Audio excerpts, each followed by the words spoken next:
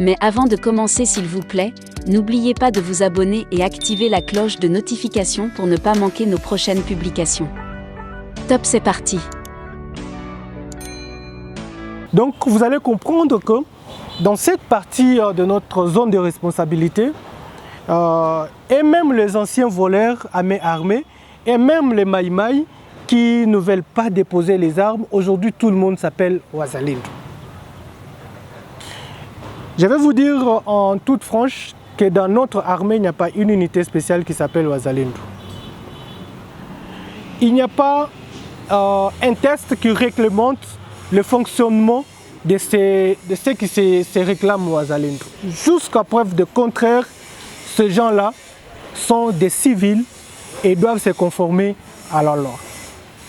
Il n'y a que l'armée qui détient les armes, jusqu'à preuve de contraire. Les gens profitent de la loi sur les réservistes pour s'aimer des confusions. Parce que nous sommes dans une zone où tout le monde peut se réveiller aujourd'hui et créer un mouvement armé. Soutenu par certaines politiques de Kinshasa, soutenu par certains commerçants ici, ces gens-là prennent des armes sous prétexte de se prendre en charge, donc autodéfense. Mes chers journalistes, je vous informe qu'il n'y a pas un test qui nous informe, nous, militaires, ou bien qui informe les jeunes, donc les autoriser de prendre les armes et de combattre contre la République. Curieusement, même ceux qui détiennent illégalement ces armes s'attaquent à l'armée régulière, s'attaquent à la police et s'attaquent aussi à la population civile. Il y a une dame qu'on appelle Madame Kaviro, qui a un groupe Maïmaï à Kavinyonge. Et il y a aussi un autre groupe qui se réclame de Wazalendo, qui est venu du Petit Nord pour sensibiliser d'autres groupes à adhérer dans le processus PDDRCS. Mais malheureusement, ils ne veulent pas cohabiter. Curieusement, le président de la société civile de Kavinyonge réclame aussi le grade du colonel de Wazalendo. Il s'appelle M. Sami. Nous avons des images, nous allons vous donner. Donc c'est une cacophonie totale. Les gens qu'on peut imaginer que la société civile, c'est l'œil et les oreilles des autorités dans une société. La société civile n'est pas une opposition. Il y a une opposition politique. Il y a une société civile qui est là pour aider les autorités à bien gouverner. Mais ce que nous sommes en train de voir ici, et ce que nous avons vu sur le terrain, c'est le contraire. Donc la société civile a ses listes de Wazalendo et réclame des grades.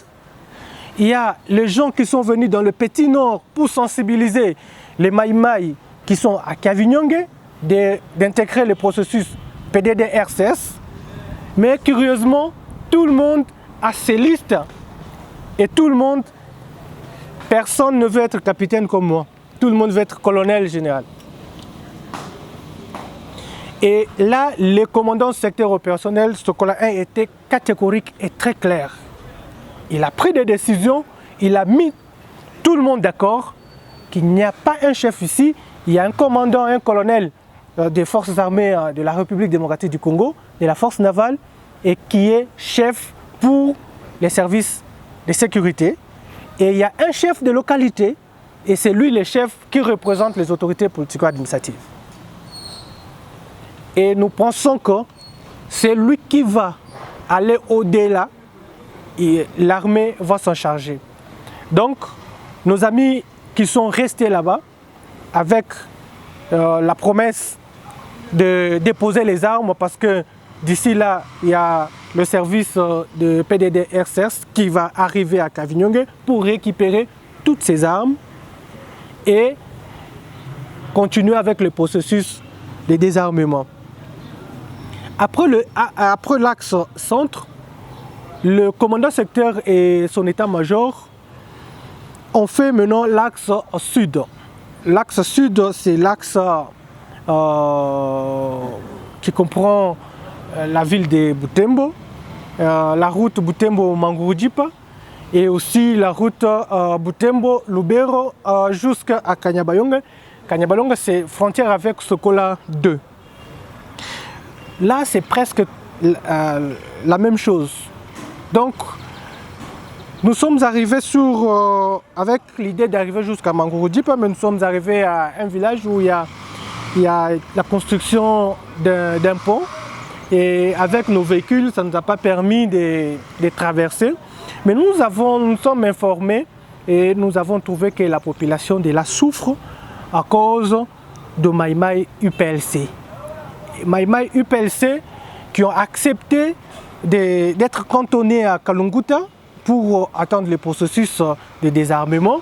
Mais curieusement, nous avons trouvé les éléments se réclamant de l'UPLC dans ces villages, presque tout au long de la route, en train de tracasser la population. Nous avons, sans attendre l'ordre de qui que ce soit, nous avons mis l'ordre sur cette route et nous avons récupéré ces Mai Mai et pour les acheminer là dans leur camp de cantonnement à Kalunguta. Donc personne ne peut payer l'argent sur son tronçon. Le commandant secteur opérationnel Sokola 1 Grand Nord a donné l'ordre au commandant Axe Sud de déployer les militaires sur son tronçon pour sécuriser la population et ses biens. Car les utilisateurs de ce tronçon payaient cher. Donc pour traverser le pont, le véhicule payait 5 000 francs. Et même des motos aussi, par jour. Si vous traversez 2 fois, donc vous allez payer 5 000. Et si vous attendez pour demain, vous êtes obligé de payer encore 5 000 francs pour la population qui n'a pas de travail à part le champ. C'est beaucoup. C'est beaucoup. Donc on a mis de l'ordre. On a instruit le commandant Axe de déployer jusqu'à Mangurujipa. Nous sommes arrivés jusqu'à Kanyabayonge et aussi à Kibumba et Lubero. Kanyabayonge, le problème, c'est le problème des déplacés de guerre. Il y a les déplacés de guerre dans le petit nord de Sokola 2, qui sont déjà dans la cité de Kanyabayonge. On compte plus de 12 000 ménages qui sont là et puis qui ont des problèmes de santé. Et si on ne prend pas les choses au sérieux, il y aura des épidémies comme choléra et aussi des problèmes de malnutrition. Et nous avons déployé les éléments là-bas pour sécuriser. Et aussi, comme on travaille toujours en collaboration avec nos unités amies, c'est-à-dire les unités qui sont de l'autre côté de Sokola 2, c'est-à-dire pour sécuriser et empêcher l'ennemi M23 de traverser dans notre zone.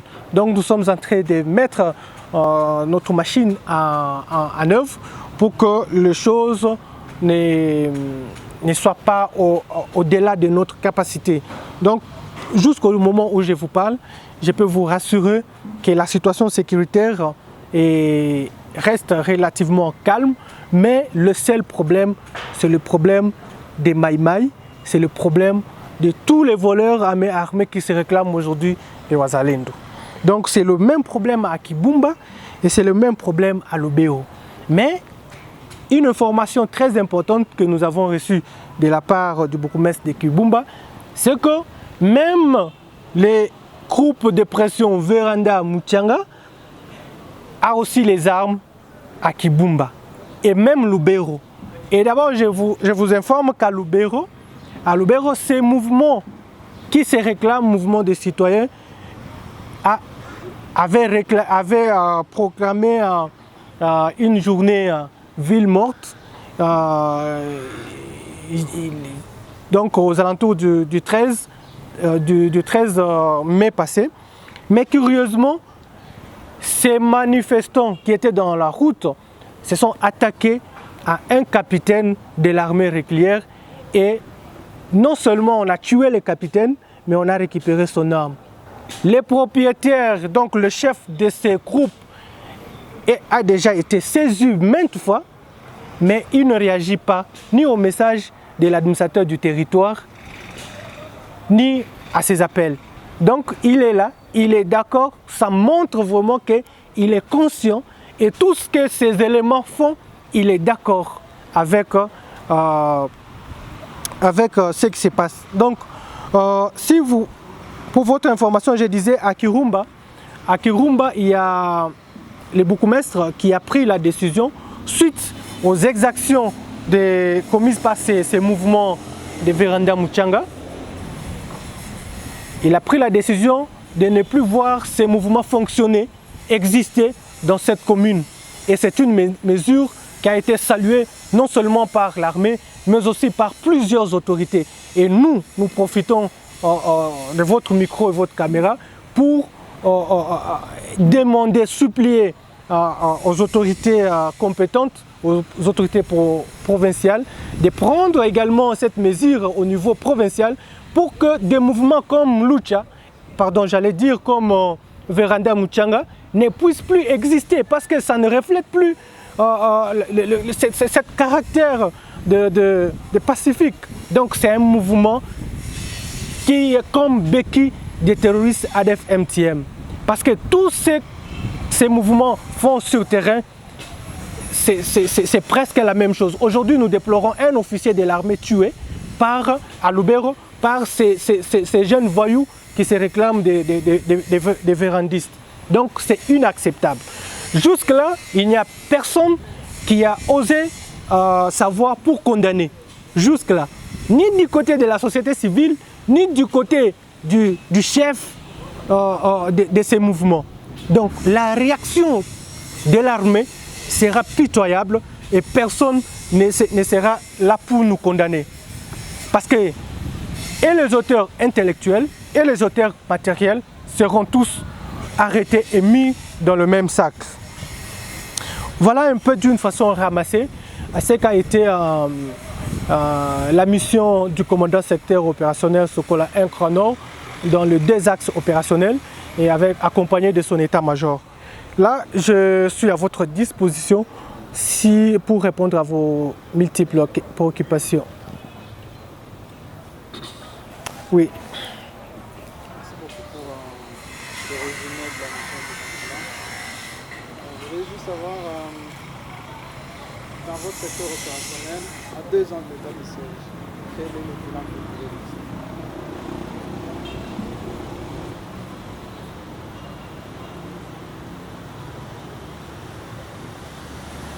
Oui, des questions très importantes.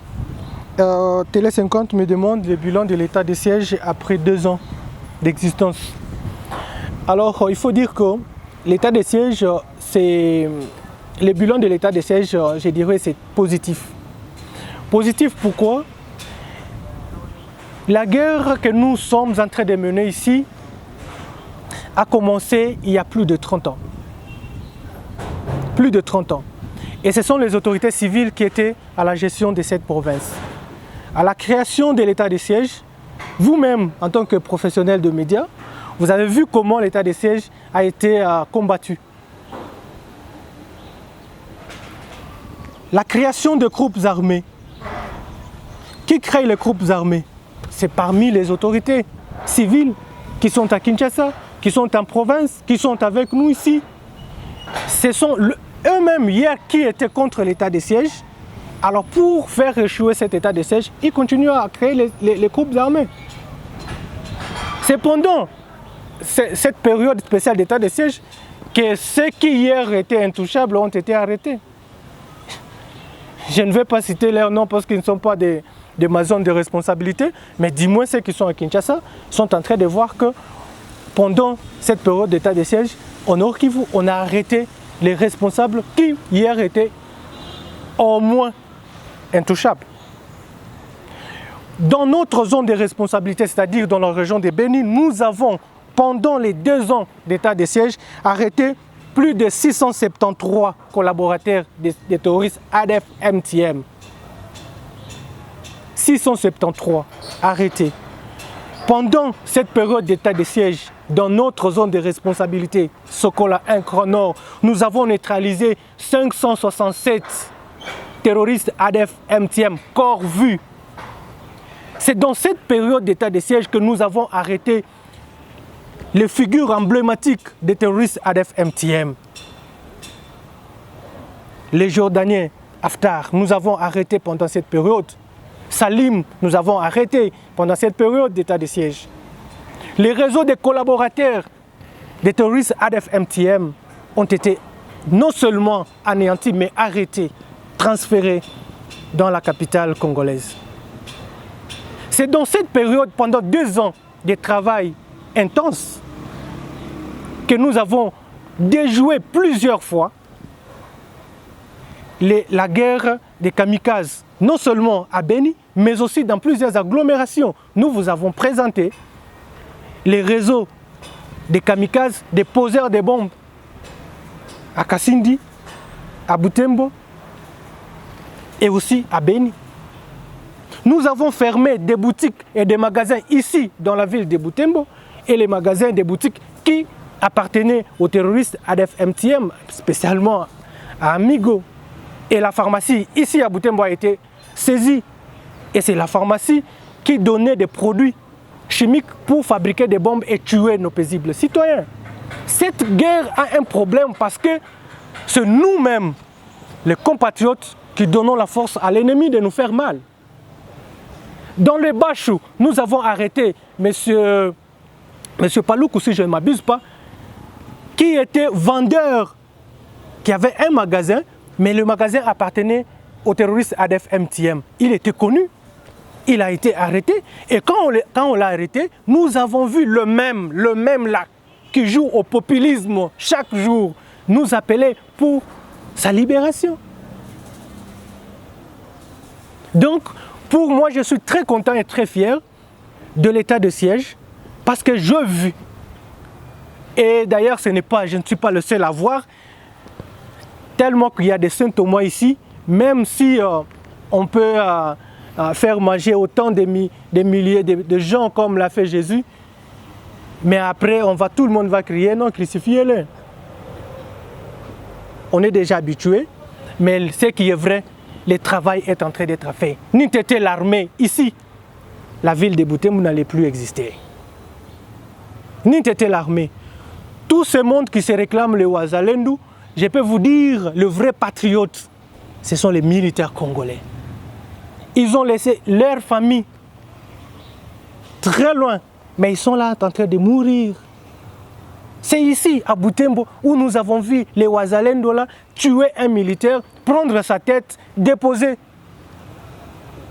exposer. Est-ce que les Wazalendo qui font ça, ils sont différents des ADF-MTM? Mais il y a des fois, les actes que nous-mêmes nous commettons ici dans la ville, même Satan là où il est, il les regrette parce que lui-même n'a jamais fait ça. Sauf nous, ici à Beni et au Butembo. La Constitution de la République est très claire. L'article 63, chaque Congolais a le droit de défendre l'intégrité du territoire national. Alinéa 2 du même article dit ceci, qu'un service militaire obligatoire peut être mis en place pour aider les compatriotes qui veulent servir à avoir des notions de défendre leur pays. Mais aujourd'hui, avec l'histoire de Wazalendo, c'est un désordre bien organisé. Et ceux qui tirent profit, je vous assure que ce n'est pas le peuple congolais, ce n'est pas l'État congolais, ce n'est pas la République, mais ce sont les individus qui sont derrière cette idée. L'idée de réserviste, ça existe dans tous les pays sérieux. Et nous, comme un pays sérieux, il y a une loi qui vient d'être votée à l'Assemblée nationale pour que les jeunes soient recrutés comme réservistes et travaillent en collaboration avec l'armée. Mais nous attendons les tests. Et aujourd'hui, les exactions que ces gens sont en train de commettre, qui va répondre demain devant la justice? N'oubliez pas que tôt ou tard, les gens répondront devant la justice.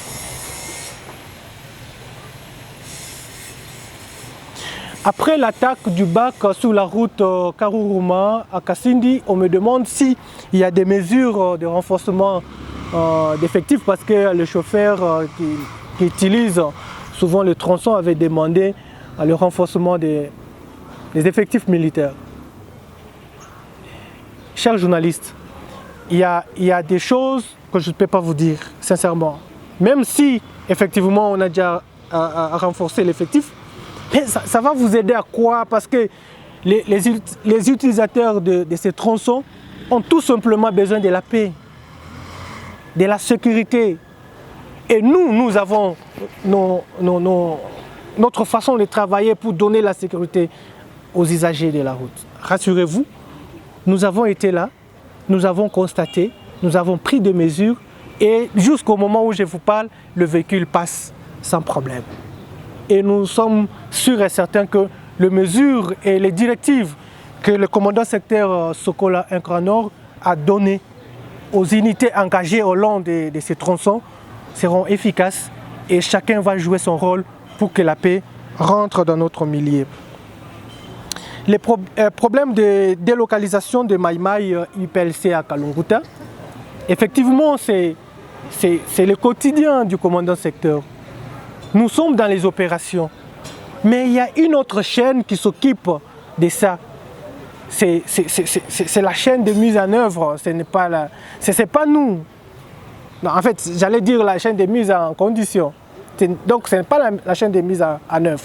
Nous avons deux chaînes de commandement. Nous avons la chaîne de mise en œuvre, en condition, et la chaîne de mise en œuvre.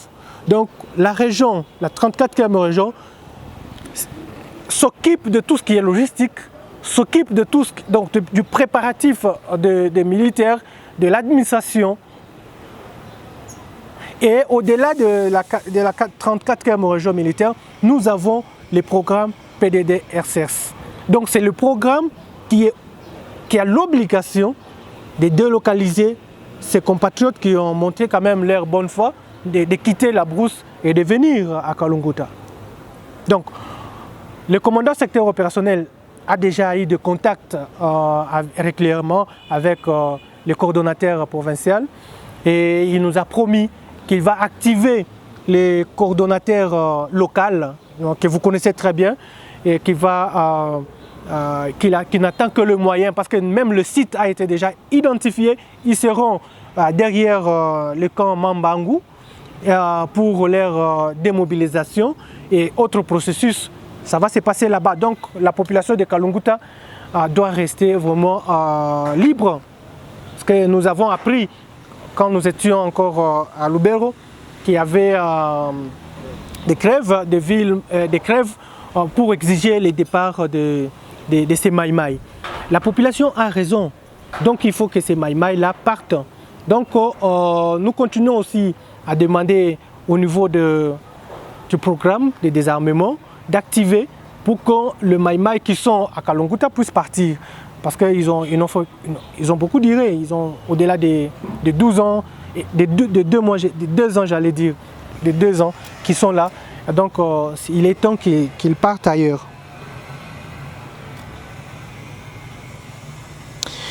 Oui, dans la commune de Kirumba, il y a des rendus, il y a au moins des centaines.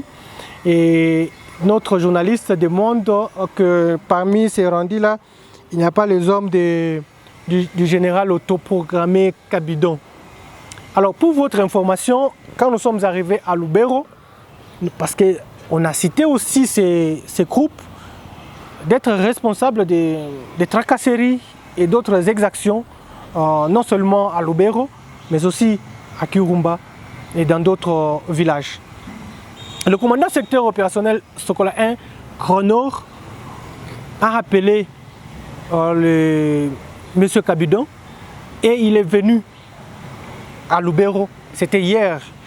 Hier, nous avons échangé avec lui, parce qu'il a accepté aussi de se rendre avec ses hommes, et nous avons demandé à ses compatriotes Kabidon, avec son état-major, comme ils étaient venus tous, d'activer les choses pour qu'on n'entend plus l'histoire des tracasseries, des jetons, surtout les jetons. C'est là où, c'est le mot que j'ai cherché, hein. C'est que la société civile de Lubero nous a dit que les gens de Kabidon nous cherchent les jetons.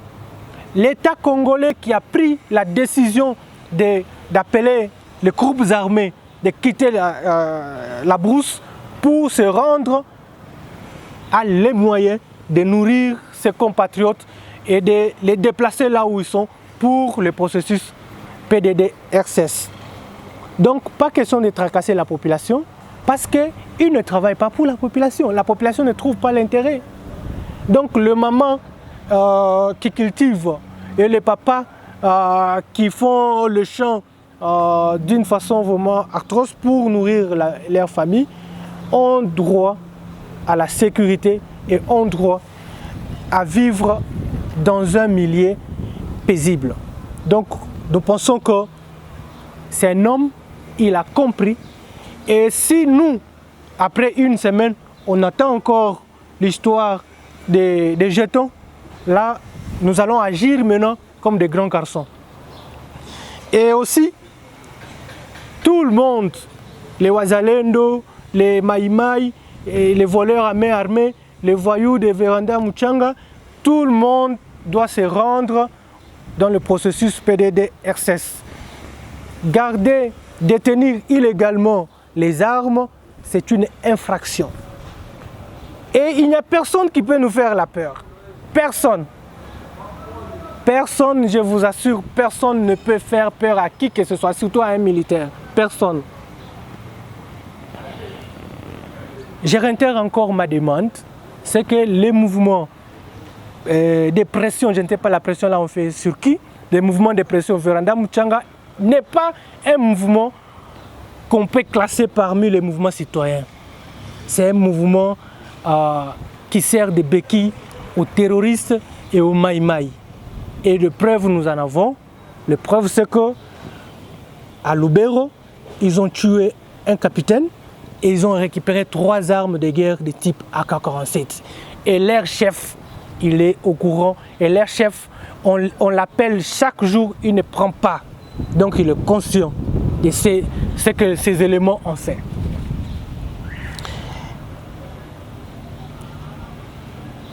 Alors, la dernière question, c'est concernant la situation sécuritaire à Lubero après l'assassinat des éco-gardes. Nous avons pris des mesures. D'ailleurs, l'événement malheureux est survenu au moment où nous étions à Kanyabayonge, pardon. Vous allez m'excuser, j'ai fait toujours confusion entre Kavinyonge et Kanyabayonge.